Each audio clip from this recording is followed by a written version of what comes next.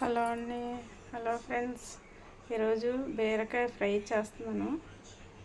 ఒకసారి చూడండి. కావాల్సిన పదార్థాలు: తాలింపులు, కానీ జీలకర్ర కొంచెం ఎగస్ట్రా వేసాను తాలింపుల్లోని. ఎండుమిరపకాయలు, ఎల్లుల్లిపాయలు కూడా ఎగస్ట్రా వేసాను చూడండి. ఉల్లిపాయ, కరివేపాకు, బీరకాయ ముక్కలు. ఇప్పుడు ముందుగానే తాలింపులు వేసుకుందాం. తాలింపులు వేగుతున్నాయి. బీరకాయ కొంచెం ఆవాలు చిటపెట్టలాడాక వెల్లుల్లిపాయ రొమ్మలు వేసుకోవాలి.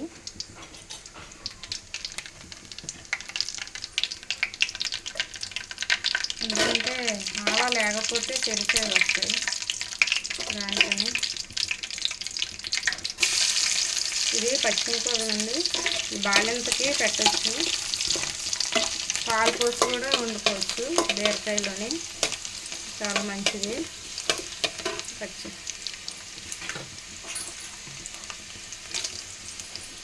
ఎండాకాలం కదా, బీరకాయ తింటే చలవు. ఎండుమిరపకాయలు కూడా వేసాను. ఉల్లిపాయలు వేస్తాను.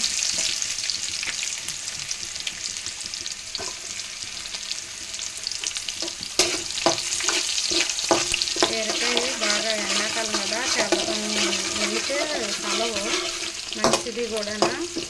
కానీ బాలింత కానీ దెబ్బలు తగిలి ఎవరికైనా పచ్చిన కూర అన్న వాళ్ళకి ఉల్లిపాయ వేయకూడదు. ఇప్పుడు మామూలు మనం తినేది దాంట్లో వేసుకోవచ్చు, కానీ ఈ పచ్చిన కూర అయ్యేటప్పటికి ఉల్లిపాయ వేయకూడదు. ఉల్లిపాయ ఎందుకంటే నేరు ఉల్లిపాయ కదా, దానివల్ల బేగ గాయాలు మానవు.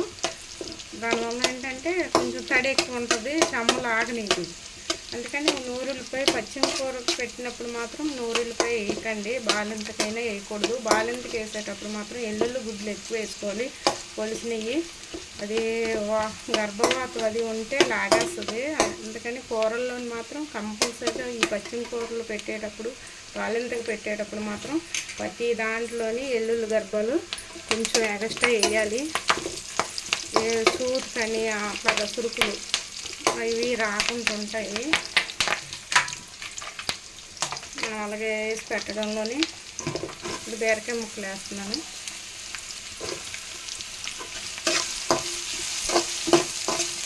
బీరకాయ ఫ్రైలోని ఎప్పుడు కొంచెం నూనె ఎగస్ట్రా వేసుకోవాలి, ఎందుకంటే బాగా వేగాలి కదా. అదే బాలింతకు పెట్టేదైతే ఎప్పుడు పప్పు నూనె, ఒక దెబ్బలు తగిలినప్పుడు కానీ బాలింతకు కానీ పెట్టేటప్పుడు పప్పు నూనె వాడితే తొందరగా వాళ్ళు దెబ్బలైనా ఒకైనా రిక్వైర్ అవుతారు, తొందరగా మాడుతాయి. పప్పు నూనెలోని వేడి ఎక్కువ ఉంటుంది. ఆ వేడి ఏంటంటే దేన్నైనా ఇచ్చేస్తుంది. బాలింతకు కూడా వేడి ఉండాలి కదా, అందుకని పప్పు నూనె వాడాలి. పప్పు నూనె అంటే పప్పు నూనె వాడాలి, శనగ నూనె కాదు. దొరకలేని వాళ్ళకి మాత్రం శనగ నూనె వాడాలి, వేరే నూనె ఏవి వాడకూడదు. దగ్గది వచ్చేస్తుంది. ఏదైనా బాలింతలోని వచ్చిందనుకోండి తగ్గదు, తొందరగా తగ్గవు. అందుకనే బాలింతలోని చాలా జాగ్రత్తగా ఉండాలి. ఏదైనా బీరకాయలుగా ముక్కలు వేసాక బాగా కలుపుకొని అట్లాగే ఇట్లా వేపుకుంటుంటే నీరు వస్తుంది బీరకాయ. ఎప్పుడు ఈ నీరంతా లాగేస్తే మొత్తం దగ్గరగా అయిపోతుంది కూర, పైకి అలా నూనెలాగా చేరుతుంది. ఇంకొప్పుడు బాలింతకు పెట్టేటప్పుడు మాత్రం ఎండుమిరపకాయ ఒకటి చెక్కాలి, కారం వేయకూడదు, ఉప్పు వేసి వేయాలి, చిన్న పసుపు వేసేసి తీసేయాలి. మామూలు ఇంకెవరికైనా అయితే ఉప్పు కారం మీరు ఎంత తింటారో అంత తగినంత వేసుకొని వేసుకోవచ్చు.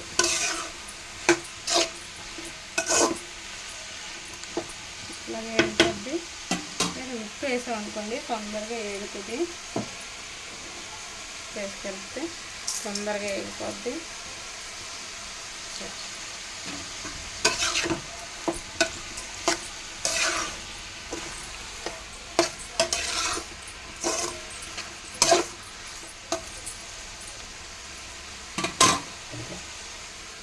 మూత పెట్టుకుంటే తొందరగానే మగ్గిపోద్ది.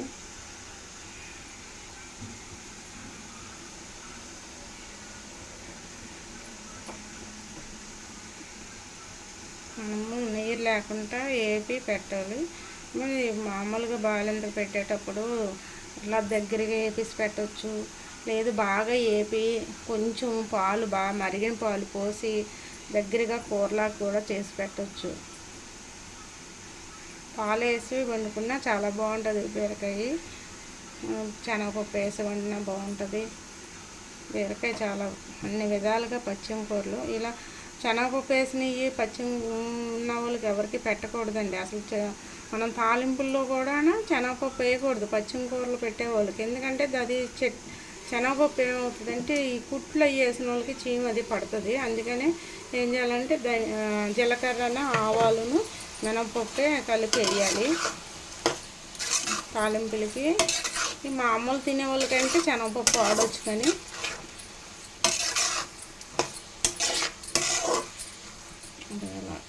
దగ్గరికి బాగా వేగిపోయాక చక్కగాను చూడండి అంత ముక్కలు వేస్తేనే ఎంత తక్కువ ఎలాగైపోయిందో దగ్గరికి.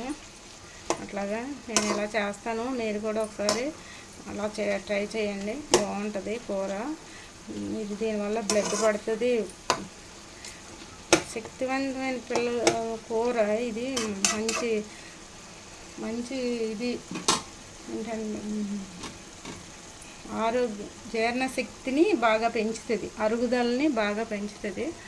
మీరు కూడా ట్రై చేయండి, ఇలాగా చేసి పెట్టండి పిల్లలకు కానీ పెద్దవాళ్ళకి కానీ ఎవరికైనా సరే మంచిది. బీరకాయ మాత్రం ఎండాకాలం ఎక్కువ బీరకాయ తోటకూర ఈ చలవ పదార్థాలు పెట్టడంలోని మనకి వడగాల్పులు అయ్యి పిల్లలకి కానీ మనకు కానీ కొట్టుకుంటుంటాయి. జాగ్రత్తగా అసలు పెద్దవాళ్ళు వాళ్ళు ఉంటారు కదా, ఈ వడగాల్పుల్లోని జాగ్రత్తగా మజ్జిగలు అవి కొట్టుకొని తాగండి, జాగ్రత్తగా ఉండండి. ఓకే ఫ్రెండ్స్, ఉంటాను.